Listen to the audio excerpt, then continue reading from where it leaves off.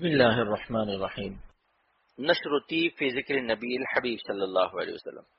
37ویں فصل، آپ صلی اللہ علیہ وسلم پر درود شریف بھیجنے کی فضیلت۔ درود شریف کی کچھ حکمتیں۔ پہلی حکمت، نبی کریم صلی اللہ علیہ وسلم کے امت پر بے شمار احسانات ہیں۔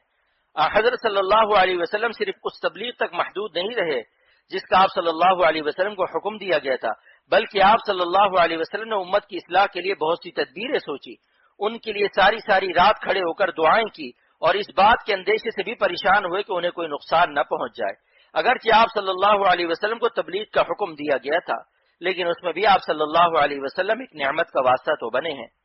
بہرحال حضرت صلی اللہ علیہ وسلم محسن بھی ہیں اور احسان کا ذریعہ بھی، اس لیے فطرت سلیمہ کا تقاضا ہے کہ ایسی ذات کے لیے دل سے دعائیں نکلیں، خصوصاً جب کہ اس کا بدلہ بھی نہ دیا جا سکتا ہو، کیونکہ جو احسانات ایک نبی کی طرف سے امت پر ہوتے ہیں وہ احسانات ایک امتی اپنے نبی پر نہیں کر سکتا، اس لیے ہم بدلہ تو دے نہیں سکتے، اور رحمت کی دعا کرنے کے سوا کوئی راستہ نہیں، اور دعا بھی ایسی جو رحمت خاصہ کاملہ کی دعا ہو، جیسا کہ درود شریف کا مفہوم ہے۔ چنانچہ شریعت نے اسی فطرت سلیمہ کے مطابق کسی مقام پر درود شریف پڑھنا واجب اور کسی مقام پر مستحب قرار دیا ہے۔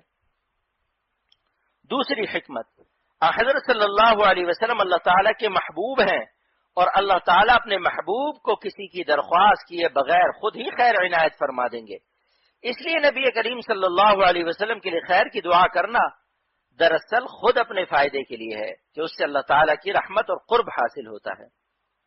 تیسری حکمت، حضرت صلی اللہ علیہ وسلم کے لیے دعا کی درخواست کرنے میں آپ صلی اللہ علیہ وسلم کی ایک خاص فضیلت کامل عبدیت کا اظہار ہے کہ آپ صلی اللہ علیہ وسلم کو رحمت الہی کی ضرورت ہے۔ اللہ تعالی ہم سب کو رسول کریم صلی اللہ علیہ وسلم کی اتباع اور محبت کاملہ نصیب فرمائے، آمین۔